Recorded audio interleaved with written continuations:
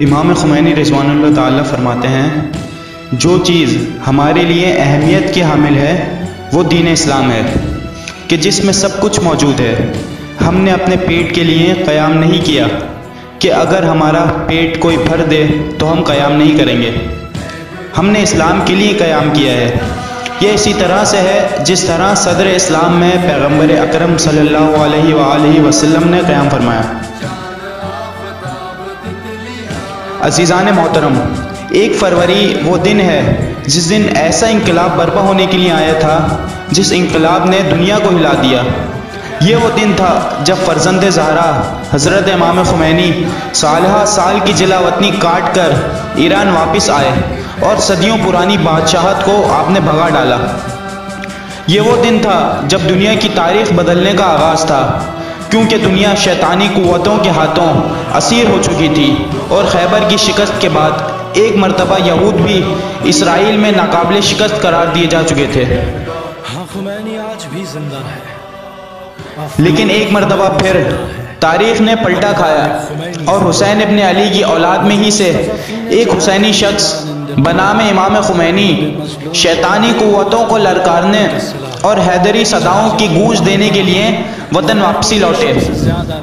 کون جانتا تھا کہ وہ مکتب جس کا دعویٰ دنیا پر امامت کرنے کا تھا، وہ مکتب سر سے لے کر پاؤں تک رسومات میں گھرا ہوا تھا اور جسے دنیا حاشیے میں بھی نہیں سمجھتی تھی، لیکن یہ امام خمینی تھے جو دنیا کو ایک مرتبہ پھر سے یہ بتانے آئے تھے کہ تشیع حاکمیت، امامت و ولایت کا مکتب ہے۔ آج تشیع کو حاشیے سے نکال کر دنیا کی سرخی بنا دیا گیا ہے۔ لبنان، عراق، بحرین، یمن، نائجیریا، ہر طرف تشیع عروج پر جا پہنچا۔ آج ہماری شعوری حالت اور ہماری تاریخ عروج تک جا پہنچی ہے۔ وہ خیبر کے زخم خوردہ یہود اسرائیلی جو ناقابل شکست بنے بیٹھے تھے، انہیں آج بھی آل حیدر کی مار پڑ رہی ہے اور آل حیدر کی للکار سے پریشان ہیں۔ آج تشیع اپنے قدموں پر الحمدللہ کھڑے ہو کر دنیا کو امامت کا فلسفہ سمجھا رہا ہے۔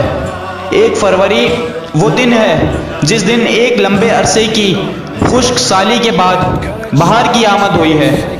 اسی وجہ سے شیطانی قوتوں کا نمائندہ ٹرمپ کہتا ہے کہ انقلاب کو 40ویں سالگرہ نہیں دیکھنے دیں گے۔ اے ٹرمپ، دیکھ لے، آج انقلاب کی 40ویں سالگرہ، تیری ایک اور شیطانی شکست ہے آل حیدر کے ہاتھوں۔